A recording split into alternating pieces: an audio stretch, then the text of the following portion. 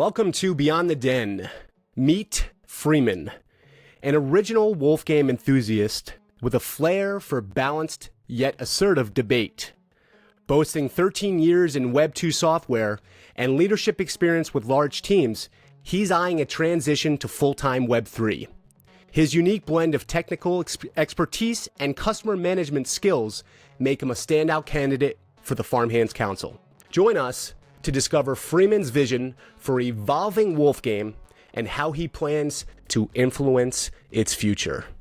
How are you, Freeman? I'm great. What an intro. Love it. Thank you so much. Appreciate it. Thanks for taking all the time. For sure, man. Yeah. Yes, man. Appreciate what you do. And thanks for having me back on. Thank you. Yes. Pedal to the floor, baby.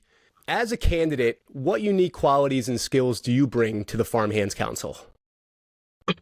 Yeah, I mean, I'll start with a little picante sauce, because I think my voice is getting a little lost in the shuffle, and I want to fix that. That's part of why I want to come on. I have a lot on my mind to chat with you, and yeah, I'm fired up. I think people think perhaps I'm a safe, diplomatic, no action, status quo kind of candidate, but I want to clear that up because here's the deal. I'm usually pretty modest, and I think I'm one of the boldest candidates to the lineup in terms of thinking big. I didn't come to Web3. We talked about it at our last cast. I didn't come to Web3 to dream small. I think big. I have aspirations, and I won't be deterred from them. And I've spent years in Discord, both public, project, front door, and side groups and chats, just pitching ideas, constantly because I care about this game. I haven't gone all out to fill my bags and participate in all areas of this game because I'm casual. I'm fully participating in Wolf Game. I'm a top 50 in-game value holder. I stay engaged in-game in Discord. Beyond that, I'm involved with a half dozen gaming tokenomics projects across other chains. So when you blend that level of effort with my background and customer feedback, and yes, it's Web 2 B2B SaaS, but I know how these structures work and I know how to deliver feedback in impactful ways. When you combine those two things, I think I have a lot to offer. That's what I think differentiates me is credentials that I bring into this and the consistency. Yeah. Engagement that I've had since day zero. So that's what I think differentiates me. But there's some excellent candidates, and I don't argue that some don't possess certain strengths in other areas. I'd like to argue I'm the highest effort, well-rounded one. Yeah, I could see that for sure. And you're very active, especially in Discord, and you're not afraid to speak your mind, right? I know there are times when you have to bite your tongue. I always appreciate how eloquent you are in your approach. Can you speak a little bit to your background with that? So you've been handling customer engagement and conflict your whole life, right? Yeah, I mean, it's 18 years of professional experience, 13 years at startups, growing and scaling B2B software, which, it's completely different, but in certain ways, the challenge is similar. You're starting in basically a garage, more or less. You don't know if you have the funding and the runway to go. And I've learned how to be scrappy. And part of that is having the belief system that I said earlier is to think big. That's just ingrained in me, and it's no different for Wolf Game. So I, as a candidate, I think really, really big about that. And, in those situations, I led global teams and customer bases. And, I know what systems should look like to get feedback to product developers. I know how to influence product developers or operational people or VCs or boards because I've been in those situations. And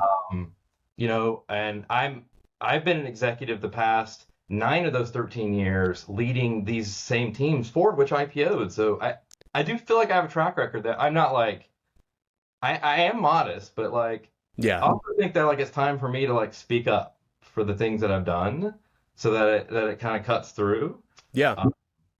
But yeah, I think that's really relevant. We're going into FHC, people are kind of what should be this or should be that. I don't even think the team completely knows what it should be.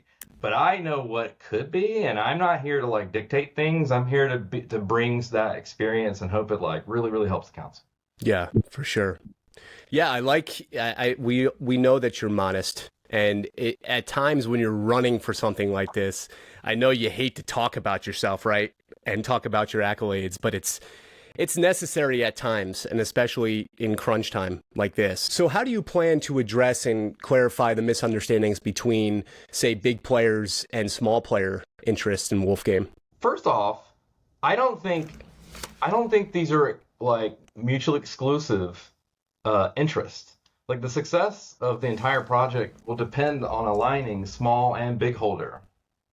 The question is like when you've got these candidates that are very loudly speaking on behalf of one perspective, they think that that's like a a sort of unilateral interest that must exist without the benefit of others. And I find that pretty frustrating. I think that's really limited. You know, and and so this works both ways. I'll give you an example of like my own biases. I tend to be a little defensive of the community, like, and I've gotten a sort of a bad rap for some of the folks in Citadel and others, and rightfully so. I've accounted for those mistakes. Like, I've been a little too defensive. I needed to get better perspective, so I spent some time understanding the larger holder perspective. There's a massive miscommunication about what larger holders' interests are versus Yep, small. agreed. So instead of having this angle that like, oh, this has to happen first or is a priority and this stuff like comes later. No, Hmm. like we need to have a shared understanding about what the project is trying to do that involves everybody in every angle. Because I can tell you this, like this, look, I'm into this. Like I said earlier, I see this as a big pie. Like I don't want this to be like a small pie, where it's like some couple hundred players or whatever duking it out for economic dominance. I see thousands and thousands and tens of thousands of players for this, and I don't see any reason why I shouldn't feel that way. I mean, this game is about to go to reboot. It's going to have neighbors with thousands of pixel halt holders. It's going to have other games on reboot, and we can make this pie bigger. Yes, there are some big interest or bigger interest economic things that must be solved, and it is core to the game. No one like, and you said earlier, I think it was Weatherman today. You were like, there is stuff that's been shredded over that is like a constant that must be fixed. Hmm. And I Hmm. like runaway inflation, the actual tokenomic spirit of the game, with scarcity of wool and resources and competing over that, vying over it in very risky ways. No one argues that. Yeah. But what I don't like is when we argue and are a proponent for that and shut out other interests that sort of diminish their ability to advocate for the project. Very limited thinking. Like I think you got to think much bigger. So Hmm. part of this is having the patience and taking the effort and time to understand somebody's point of view, Hmm. like influence them. And so my approach is take the damn time to not just state how you feel and like, oh, well, they're just ignorant or like they're not gonna like get it. Um, oh, they're just a big holder, like Wool Maxi, or that's just Hmm. a small holder that wants to play a Super Nintendo game. No, I think actually you need to have the conversation, and I think you need to take the time to communicate. And like, I think the FHC is really critical to this, and it Hmm. could be just something that you go into casually. Can you share your thoughts on the future of the Farmhands Council and what happens post-election? I can see a couple different versions of it, and it's going to depend on voters. Hmm. I'll give you the version that I hope doesn't happen, and that's filling it with stacked interests and cynics. And if we bring a bunch of actors in that like don't participate and understand and try to put the effort in communicating to all groups in the community and understanding all that kind of stuff and engaging it to really get it, Hmm. much less if you have people that are a bit cynic, like, and skeptical and aren't going to work with a team, you're going to have limited results. And I don't want to see that, because what's going to happen is we're going to go into a group, like we're react that if I'm on the council, we're going to see plans that this new development team seated by Pixel Vault are building, and we're going to have to judge if it meets player expectations. And so Mm-hmm. like we need to be able to like have a data-driven argument. We need to be having an influential argument. We need to have the patience to understand like where they're coming from and influence them. That's not Yeah. like I so the bad end of the spectrum is lots of like, like it's fine to hold the team accountable, but the style at which we do that will really dictate the success of the council. So that's one path it could be. The path that I hope happens, if I'm not in it or not, is you have a broad, balanced, representative group of folks Yeah. that do have some checks and balances. Like if you're going to get people that don't check and balance, you have shitty government. Like you have a really shitty system where it's just again unilateral interest. So hopefully the 20 was it 20 people? I think it's 20 people. Yes. Yep. 20. And here's what I think will happen. I think that the community will persevere and really elect a group that has different ranges of experiences and diverse backgrounds and things, so that you make the most of the scenario where you really have a team that can provide feedback that's meaningful, that represents community interest, that Mm-hmm. holds the core of Wolf Game, the principles of Wolf Game, and like really like emphasizes the economic fixes, the core fixes to make the game the risky, high risk game that it really should be, but Yep. also the ones that are thinking about what's next. Like you want, like to think about, well, how do we like bring in more people to make the pie bigger, as I said. So I think we'll get there. And Mm-hmm. it's going to be crazy to see how that turns out. Mm-hmm. Uh, Reflecting on your Wolf Game journey, what has your experience been like, and what initially drew you into the game? I saw a vision for Wolf Game that brought me in the first 100 folks piling into Discord. I was in Beanie's GM Mm-hmm. Capital as a Pixel Vault holder, and I was following all Beanie signals like most people in the bull. And he threw the teaser like, hey, people are trying something different. I was attracted to that, to differentiator. Like I saw a lot of like money grabs at the time in the bull, with low effort projects, and a project that was willing to take a chance and innovate and be different. Mm-hmm. What I saw, and that was cutthroat risk competition. It was like, really compelling economic strategy. Like, what do you mean, a board game on the chain and stealing assets? Like that attracted me to it, and I Yeah. was sucked in right away. Yeah. Uh, and my experience I'm still compelled by that vision. I'm not letting it go. Like I think people mischaracterize me as somebody that thinks about like how do we onboard the next 100 users or 200 users as the priority, or how do we create these social systems that are really interesting. And yeah, I okay, sue me. I like to see those things too. Like, but I really am still governed, and I'm reminding myself and checking myself about that as the core. And Mm-hmm. I'm a candidate willing to admit when I've let that perspective, when I've lost sight of that perspective a little bit. Yeah. And so recently that's meant like, oh, like, I sold a bunch of wool and redistributed. Well, I went and bought back. Like I came back in the Citadel. I was like, I can't talk about what goes on in there, but I was like, guys, I burned a bridge here and I shouldn't have. So my experience has been about learning and like really figuring out how I can take better perspective through my experiences in the game. And a lot of that is through playing the game too, like I play the game every day, like every freaking day. Mm-hmm. Yeah. Um, so I know it really well. Sure. Speaking of some of the risky competitions, what would you add to the game that you'd like to see? I mean, I'd like to, beyond the core stuff, right? Like, I think it's pretty red meat for me to go in and do the economic bit. Like, obviously Yeah. solve, solve the inflation problem, bring risk back. But okay, so like, bring risk back is one thing that's really important. There's a lot of activities that you can do that just aren't risky enough. Like, Mm-hmm. chain farmers, it's not risky enough. Loot game, not risky enough. Like Dilemma and Gambit are kind of cool, but they wore off, and the juice isn't worth the squeeze. So like it's not risky enough. There's not enough optionality for the player. There's not enough silos and communities and warfare, and like if I Yep. attack a silo, what do I bring back? And then can I counterattack? Like that has prevented communities from naturally like having the momentum they should. They started out with that, Wolves Sure. Anonymous, Princess and her kingdom, and like I even felt like in my community, as a top holder in my community, I was trying to rally and get identity, but like you lose it if you're not vying over anything. So I think what I'd like to see, and I've proposed this in the past. I don't know if my idea like made it into what happened, but I was pretty loud about, hey, like, have a point system.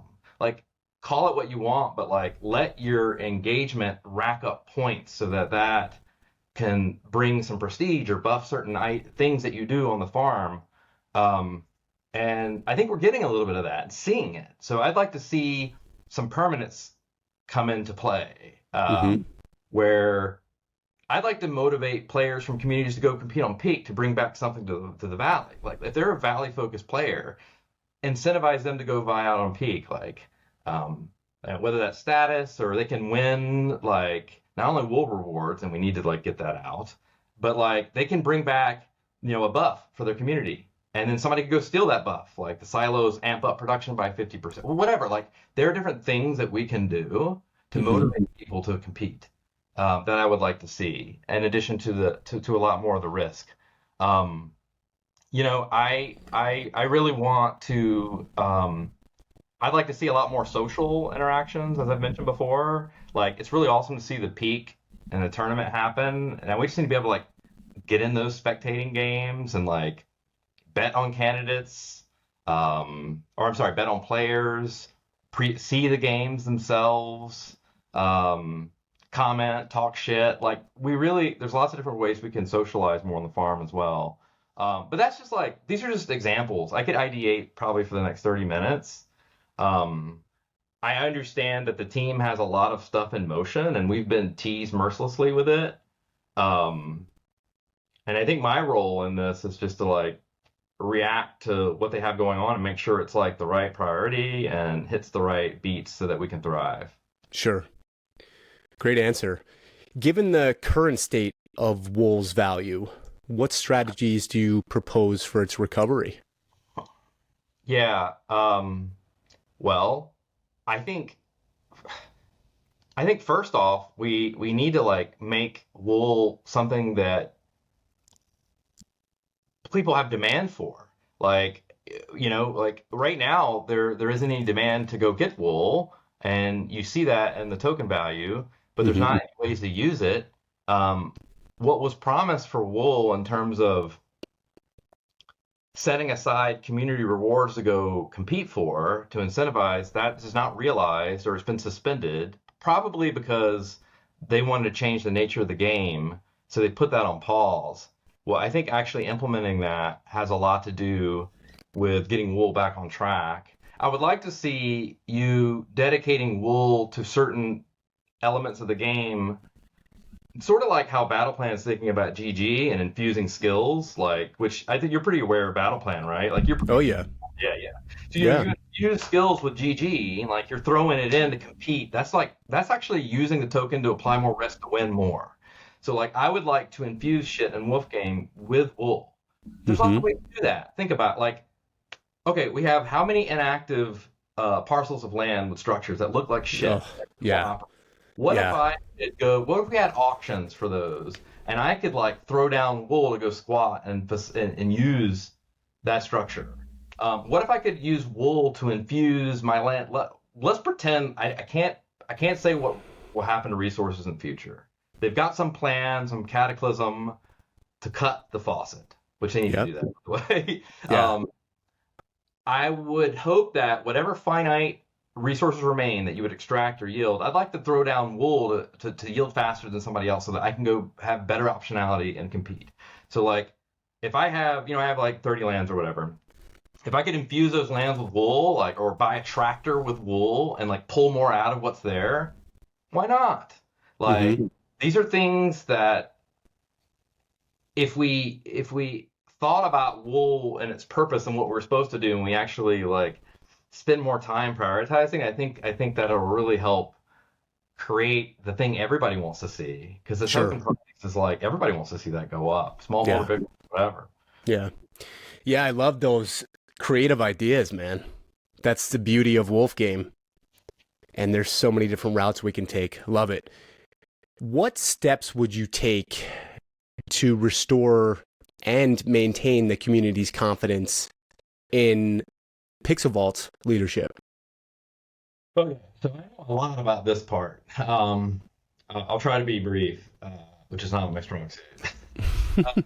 Well, I know a lot about it because I've been through the FUD. Like, a lot of people have heard of the storied, like, complete, like, shit explosion in 2022 that happened over there. And, like, that this is a project that started off, like, on fire and was one of the top, back with Bored Ape and everything else. It was, like, one of the marquee projects. Beanie was behind it, whatever.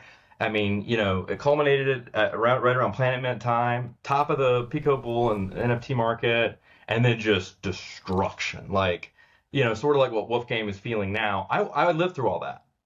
And so I know a little bit about how that team operates. And frankly, I've spent enough time building relationship over there to have like a little bit of, I hope, a little bit of credit for those that are watching. I hope I have credibility to and a track record. Like during that time, I wasn't devil's advocate. I was being pretty critical. Like, Yeah. I might not have like had the exact sharp edge that like ZK had over there, but I was definitely like, okay, you got to do more to communicate to set expectations for the community. You're taking oxygen away from advocates. We're filling a box. This is only human psychology. You don't tell us like any expectation setting. Guess what? We'll set our own, which tends to be negative, right? And so people get fuddy and all these things. And so they've learned that though. They learned over time to reset, rethink it, get the core council in there, check, like allow that to be representative of the community and start to hone that out so that they can set expectations better with the community. That needs to start moving a little faster for Wolf Game, frankly. Like I understand that the team's baking a lot behind the curtain, but Pixel Vault, they're brilliant and they're really, really smart. And they have great developers and ideas and amazing brains. But they do have a tendency to kind of like stage up the shock stuff behind the curtain. They'll like build it up. Like Beanie really scarred them from front running stuff. And so now they're at a point where they like to stack a sequence of things and then unleash it. Like, and that's my prediction for Wolf Game is right now, the community is feeling like we did in 2022. Like late 2022, we're like, tell us, like, what are you building? Like all this wizardry into that. They don't want to because they're building it up. Meanwhile, the community's like, should we have the good faith or not? My recommendation is that Pixel Vault and Wolf Game, the new team, needs to think very carefully as they roll out the FHC about a cadence to start to unpack directionally where this project is going. And I'm not saying it's like timeline, like no one's asking for like a like a Jira board, with like all the different dates and release cycle. Okay, I'm not saying that, but we need to know some principles. Right now, what's happening is that the principles of where we're going is being interpreted and teased by the mods and other folks in the project, and you have misdirection. And you have certain mods or advisors like saying, oh, well, like take perspective. This is just a view of it. Right now, anybody that communicates in that channel, and I love them all, by the way, I have great relationships with all the mods and the teams and everything. It's like, that's representative of the development team. So like, we have to create more streamlined communication and setting expectations to this community. We deserve it. And if I'm on FHC, I'm going to stress this, maybe I'll probably need to abbreviate it, but I'm really big on this. And I've lived through it, and I think I can influence how we communicate it much better. Yeah. I think you need to stop apologizing for yourself. Right? It's made my life. Like, yeah. Because you have some amazing ideas, and I think your skills and history in handling a lot of disputes and between customers, right, and bringing those to owners, right, or founders, that you're like that liaison and you can understand both viewpoints, I think is a very needed skill for sure. Well, I appreciate you saying that, but that's because I value diplomacy. Like, have you ever read like Chris Voss? Oh yeah, I love. Yeah. Okay, then you know exactly. Like, that's one of my like gospel books. Like I live by that book. Everything about it. Yep. And I believe that it's it's kind of like what he says in that he who has learned to disagree without being disagreeable has discovered the most valuable secret. And, like, I live by that. You Yeah. know, like I will find a way to drive a point or idea without arming my audience.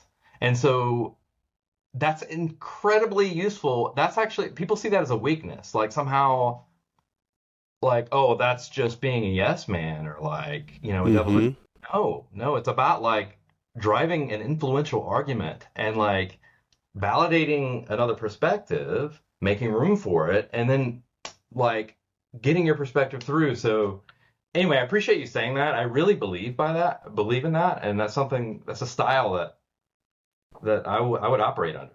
Yeah. I love Chris Voss, man. I listened to his masterclass, Oh yeah. and it was the hostage negotiation and how he runs through that and how the empathetic tone he uses. And I don't know, did you listen to that? Yeah.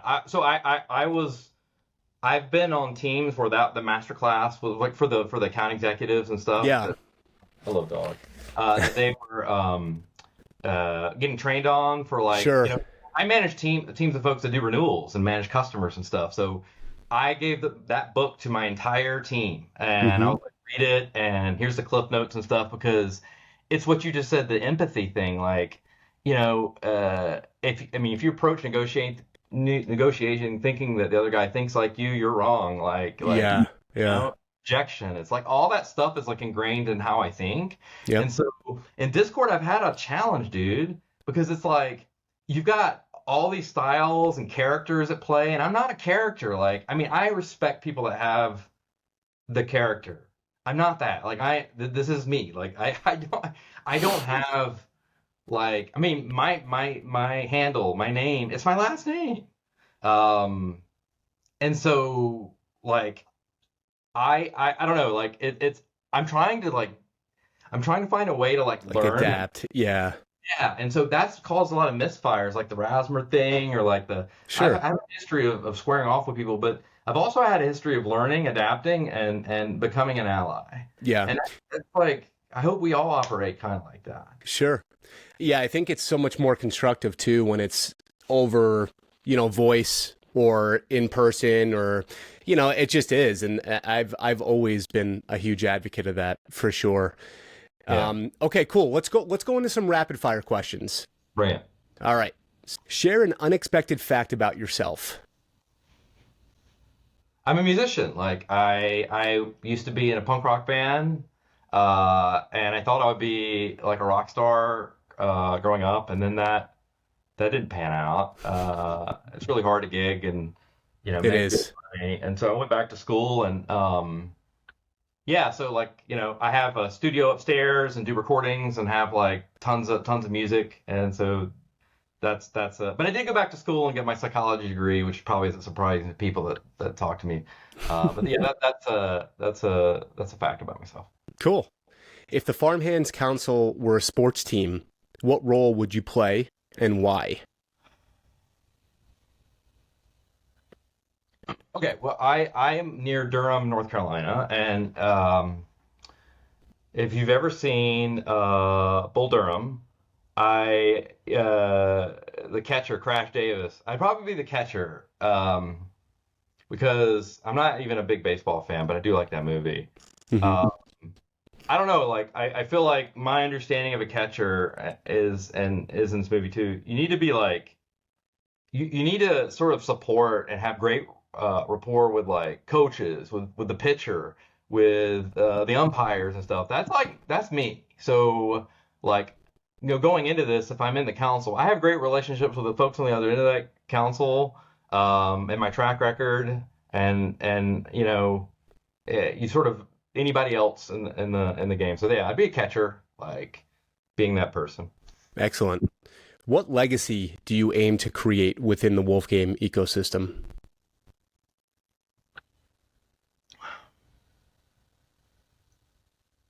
Well, beyond kicking ass in the game, I feel like I'm a pretty damn good player, and I'm not tool assisted. I throw down, maybe not at peak. I'm not the best at that, but just overall, in the game, like on the valley and just throughout it. Yeah, man, I just want to be a pillar of the community. Like I want somebody that like takes the time to create a positive impression on the new folks that show in the Discord. I want to contribute to getting the game, keeping the roof up, and the future of the game, even through the worst conditions of the market as we build this thing. I want influence over the project direction. That's my legacy. Like, I just want people to think, yeah, like he was just one of the guys. Let's say we get out of this bear and we all make it together into the bull, and Wolf Game's hot shit again. Like, I want to be one of the people that was like not only the OGs, but just really, really help like put in the effort to persevere and keep this community together. That's what I hope. Yeah, love that. In the event of a significant exploit, say in an update that Wolf Game tries to initiate, how would you ensure a fair resolution?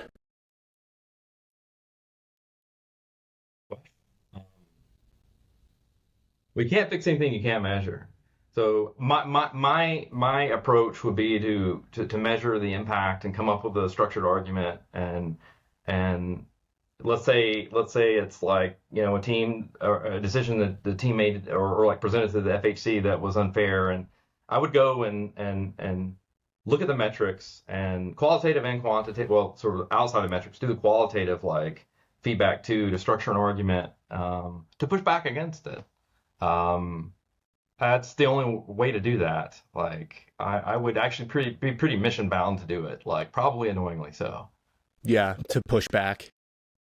Yeah, like if it's something bad for the game, doesn't check out with metrics, it's unhealthy for like the core principles of the game, I'll be the first to remind the team of that. Like, of course, in my own stylistic way, like, what the fuck, like, assume negative intent, assume positive intent, and then structure an argument that like is bulletproof. With that, Yeah, I like that. That was my approach. I like that. What's a common misconception about you within the Wolf Game community? Uh,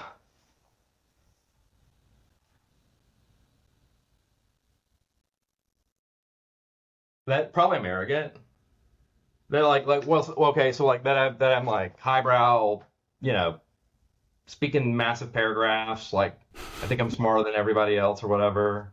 Like I can't help the effort I put in to like, Discord or whatever, the written form. But if you like spend the time to get to know me, like I think you can appreciate more my willingness to be like convinced. Like I people think that like I also am really like static point of view. I will change my mind a lot.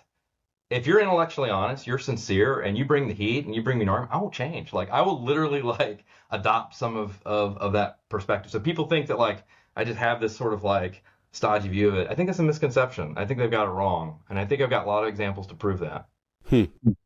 Yeah. I think you hold strong opinions loosely.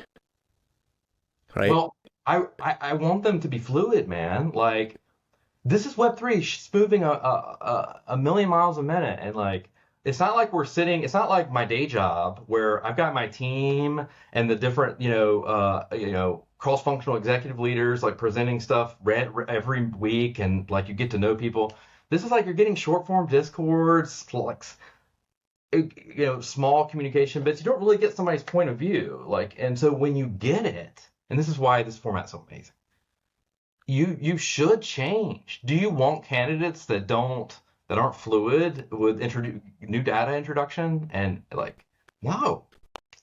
No, that's me anyhow. A lot of power. Let's throw a little curveball question in here. If you could bring in a historical figure to advise on strategy within the Wolf Game universe, who would it be, and what kind of tactics do you think they'd suggest? Somebody effective at organizing development. So for the team, I would hire an operating person that knows what it's like to develop with urgency, while bringing in like customer, in our case, community and holder feedback in ways that are thorough. there's lots of different examples of this in startups in my world that I've been a part of that you see it scale up really fast. And that person holds teams accountable from like, being absorbed in their own world. And I see Web3 projects fucking up here really bad. And it's not, I'm not excluding our current team. I'm not saying they're fucking up. I'm just saying it's really easy to get caught in like this development shell or this conceptual game brain shell or whatever marketing shell and not think about how it all works together to be fluid. So like I would bring in some ace at this and really focus on that with these projects. Yeah, that's a great idea. I don't know if you've heard of the EOS system. You mean the chain? No, it's EOS. I don't know what it stands for. I was like, oof, that coin. Yeah. Yeah, we're not. Imagine I just started trying to freaking onboard you to EOS. Come on, dude. This is an EOS podcast, baby. 3 years late, 4 years late. Right.